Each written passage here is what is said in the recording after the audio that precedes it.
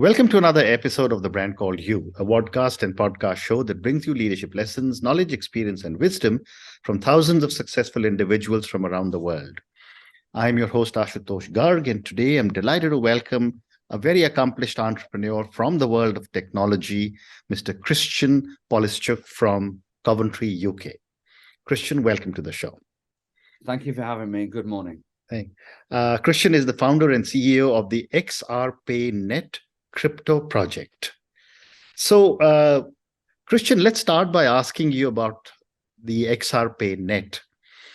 Tell me about this motivation and what was your motivation to start this after property and metal finishing businesses? Okay, so I've been involved in crypto since very early 2017, long before the bull run. I'd say almost a year before the bull run, definitely sort of 10 months before. And I've had a keen eye on crypto since then. Now, I experienced the bull run. I experienced some severe losses throughout the bull run, not because I made a bad investment, but because I didn't know about the crypto world. And I lodged my 5.5 Bitcoins at the time on a website called BitConnect, which turned out to be a bit of a scam. They closed down and they had hundreds of millions, if not just over $1 billion worth of people's Bitcoins away. And there's an ongoing court case.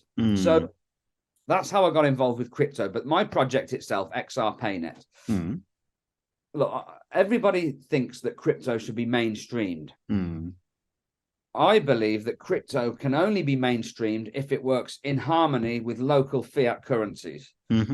I just don't think we'll be able to overthrow governments by saying we've got this new tradable asset and we're prepared to accept it as a payment method, so you've got to implement it. I don't think that will ever happen. So XRPayNet is about allowing people that are crypto holders, crypto users, and crypto enthusiasts to be able to spend their coins anywhere in the world, with the retailer still getting settled with fiat currency. I think we've got to work the two in harmony, otherwise it won't adopt. So the basis of my project is to allow the spending of crypto with an instantaneous transaction into fiat currency with settlement to the retailer in fiat. So effectively, the retailer knows nothing about the crypto. They're getting paid with what they want, and the user and the consumer is spending what they want, and everybody's happy. That's the basis of the project.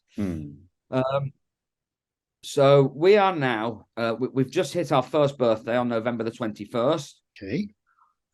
We've just signed a deal with a consortium in the United Arab Emirates to provide hundreds of stores, which is a confirmed deal with confirmed stores, with crypto payment services for the Dubai and UAE region. Wow. We've got the best part of 5,000 wallet users at the moment, which is not huge, but that's grown in 8 weeks, all organic. And we've got around 10,000 coin holders of XRPayNet coins at the moment.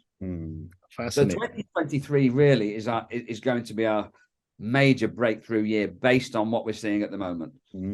Fascinating. So let me ask you a few very basic questions for a very large number of viewers and listeners. Let me start by asking you about Web3.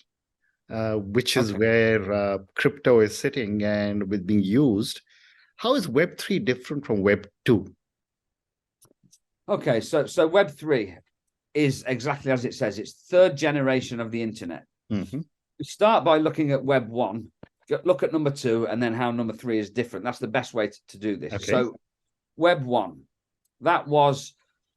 it was the first generation of allowing people in various other parts of the world to connect their business or their information to people across the world instantly. So if we take AOL.com, Yahoo.com, these were guys very early. They were before Google. They allowed you to type a question into the new internet and receive some pretty good and pretty accurate answers. Web1 also allowed some of the bigger businesses in the world to to reach a further audience of new customers. So it was a very basic way to connect the world through digitally and electronically through a basic website. Web 2 emerged. That gave the general public a presence online. It allowed the public to talk to each other online via social media, Facebook, Instagram, what have you. It also gave the public to almost showcase themselves online via videos, Vimeo, YouTube. So that was Web 2. It gave the everyday man and woman a presence online, and it also started the emergence of Web 3. Things like traditional digital banking. It took finance online, traditional finance. So Web 3, what that is, it's almost giving people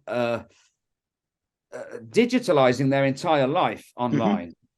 So within Web 3, you've got crypto payments, you've got the blockchain era emerging on Web 3, which gives people the chance to send money, for example, without the need of a bank or a third party, peer-to-peer payments. And then you've got something called the metaverse. Basically, the metaverse is the new version of 1990s video games. I think The Sims is the best example, where you can create a digital life for yourself using video game characters. But now the metaverse is allowing people to do that about their own lives. You can actually watch music concerts now within Web 3 on the metaverse. And it's completely digitalizing your life and giving you more control over your finances and the things that you can now do, which there may have been a concert in the United States that I couldn't attend before, but now via the metaverse, I can actually get inside and see these things using Web 3 and the metaverse. Correct. So would it be fair to make a statement that Web 3 is metaverse in 3-dimension? It's a very good statement, because effectively that's what it is. Okay. And one of the best things to showcase that from the metaverse is the fact that you can buy a plot of land within this digital earth, this digital world. You can build a huge mansion on it, or a small house in a 3D format. And once you own that land, it's just like owning land on the traditional terrain of the earth. You can sell it, you can trade it, you can rent it. So there's all those possibilities in a digital format. So yeah, it's a 3D digital world. Wonderful. So let's talk a little bit, Kristian, about the blockchain and crypto. Okay. They are very, very linked to one another. They're very interdependent. But I'd love to get an expert like you to tell us, what are the interdependencies between blockchains and crypto? Okay, so crypto is the asset. It cannot move, it cannot transfer from anywhere without its native blockchain. Now, I'm a huge lover of the XRP ledger, which is a blockchain. So if I want to send my coins, XRPayNet, to anybody else, they have to run on the blockchain of the XRP ledger. So the blockchain itself, that is the equivalent to the banking system. This is the best example. It's the equivalent to having the 2 or 3 banks that get the money from the UK to the United States via the various stops in between. The blockchain allows that to happen instantaneously. So it's like, I guess some people call it the plumbing. If you think of a heating system, the radiators are what make the rooms get hot. But the plumbing is what allows the system to work. And that's what the blockchain is. It allows the system to work. So without the blockchain, crypto cannot work. But they are very different in terms of crypto is the asset. That's what's tradable, and that's what can be moved. The blockchain does the work, but it also allows people to, for example, if you take the official documentation to prove that you own a house, currently it's on a piece of paper, and you have to lodge it with a lawyer or with the land registry or the town hall. But what we're seeing now is this official ownership of land or property, that's being now stored and produced on the blockchain. So instead of having to call your lawyer to see that you own a house, you can just call upon the blockchain and get the information from there. Digitalizing everything. And it's got more than the blockchain is more than just a purpose of transaction. It's a purpose of storing information that's readily available as well. Very interesting. There is another aspect of crypto which I wanted to talk to you about, and there has been a lot of questions going on about crypto with all the challenges of FTX. Yeah. And that seems to have taken away a lot of confidence of people in crypto. Yeah. As someone who is working and who saw this so early in the game, what are your perspectives?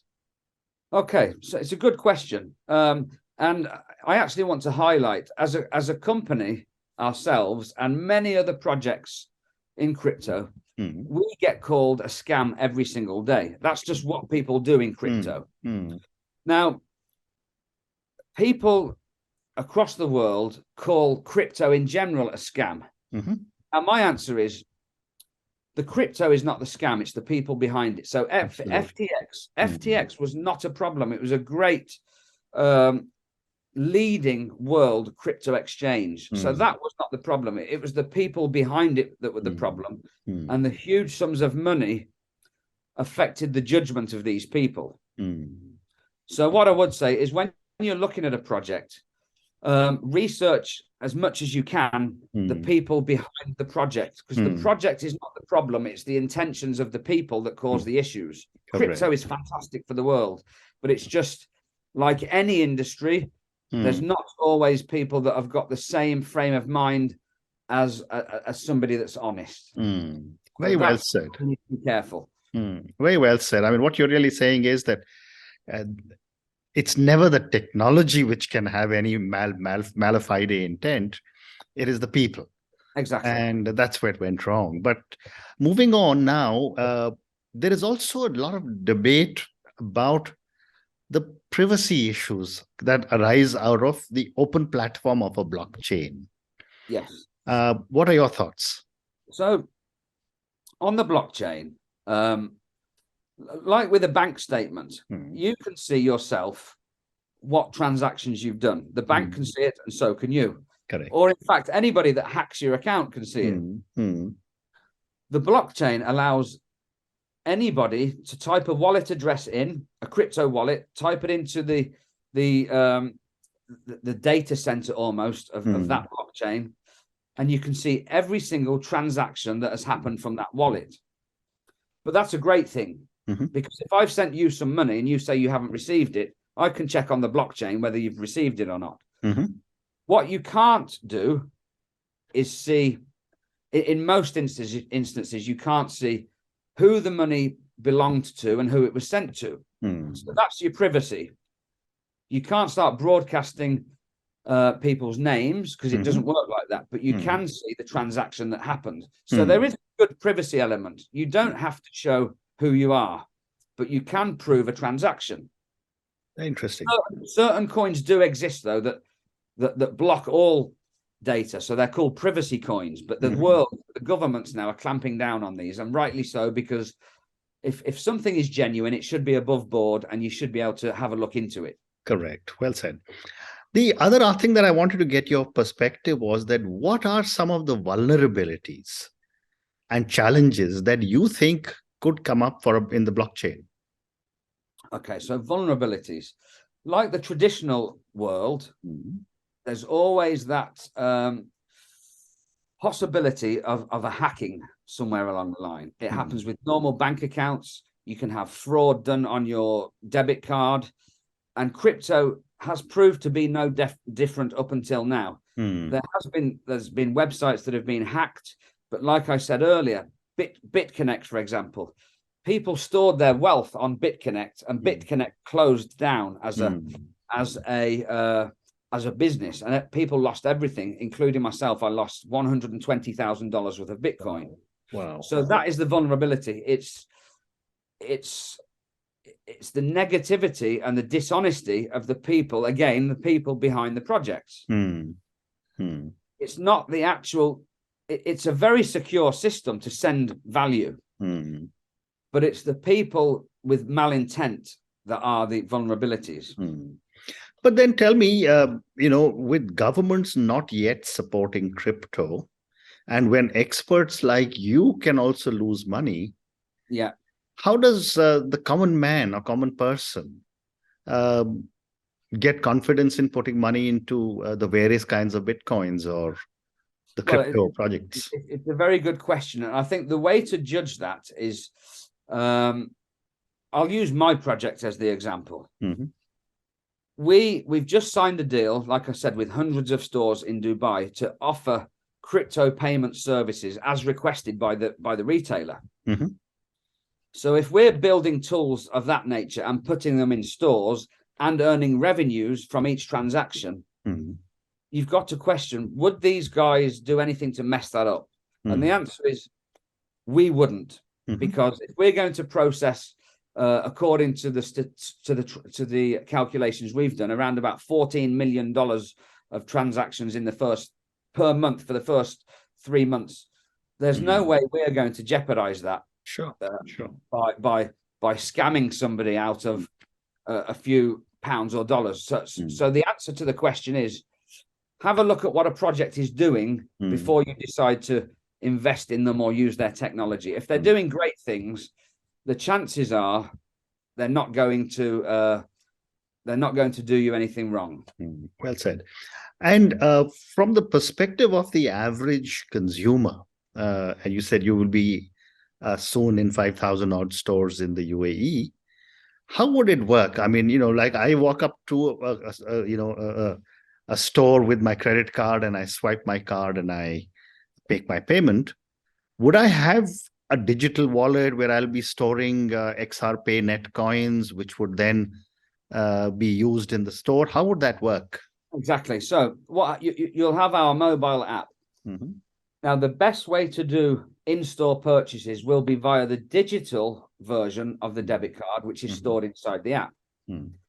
Of course, there'll be a pay button. The retailer in the UAE, they'll also have our app and our technology. So from the app, you press pay, you scan the QR code of the retailer. Our system then converts that. In certain cases, certain retailers over there, they want to accept the crypto. If they want fiat, we will do an instantaneous transaction on the open market to convert XRPayNet into fiat and then settle it with the retailer. So it's all done via a pay button in your app. I understand. But Kristian, a lot of countries, including India, has now announced a digital currency. Digital rupee has been announced. I think they're launching it tomorrow in India. China has announced it. And so several countries are talking about digital currencies. How will the digital currency of a country, which is fiat currency, impact XRPayNet and the coins that you're making? Well, I think it's going to be very good for us.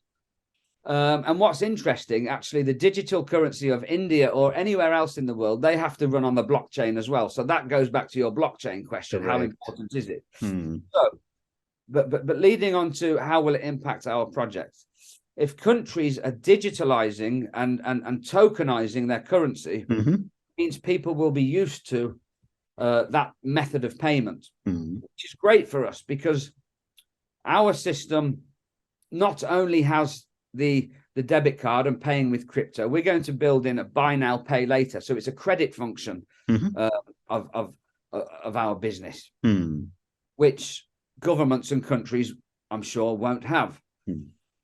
So by the governments and countries highlighting this as a cleared and classified method of payment, I think it's going to have a great impact on people using our services. Very interesting. So I have time for two more questions. My next question is, again, coming back to crypto XRPayNet. Do you see yourself as competing with a lot of the credit card companies? Traditional credit cards? Yeah. The Visas, the MasterCards, the American Express?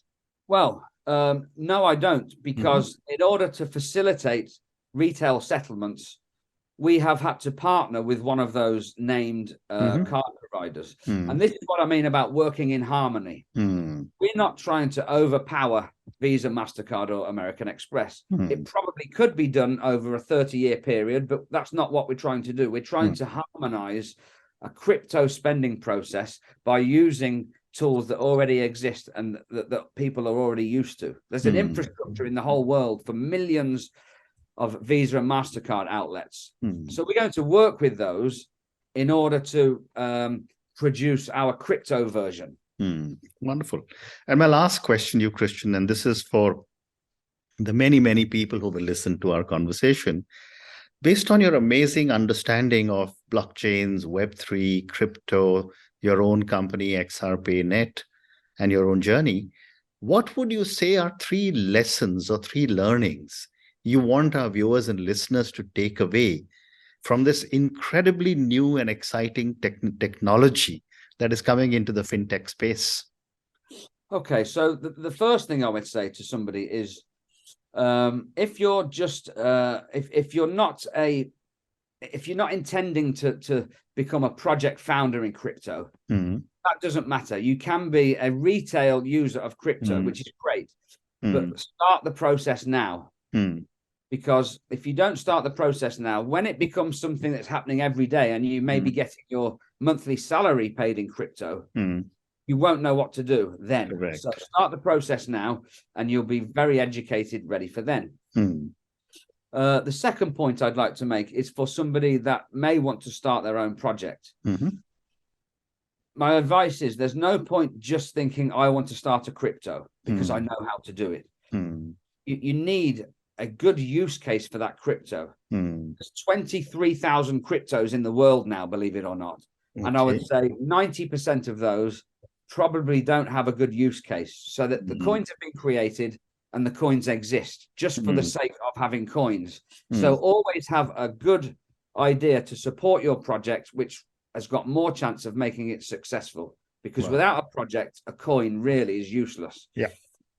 And number 3, research. Whether you're a retail user or a project founder, always research the marketplace, research projects that you may want to work with, research the way in which things work, research projects of coins that you may want to buy.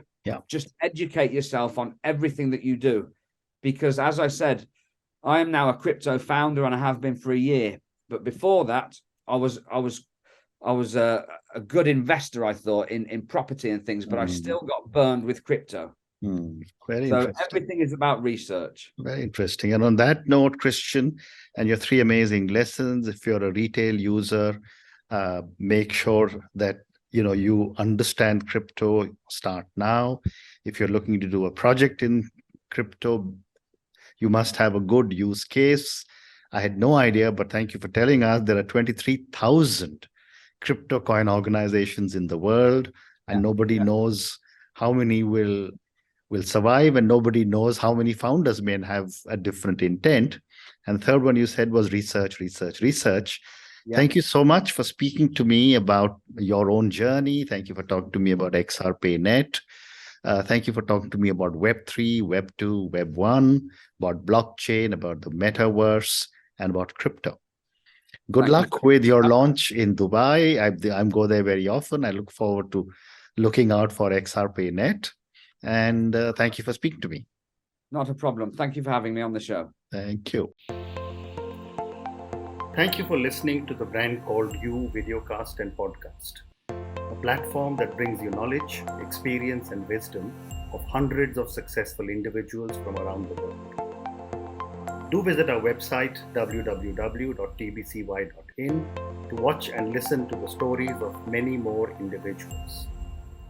You can also follow us on YouTube, Facebook, Instagram, and Twitter. Just search for the Brand Called You.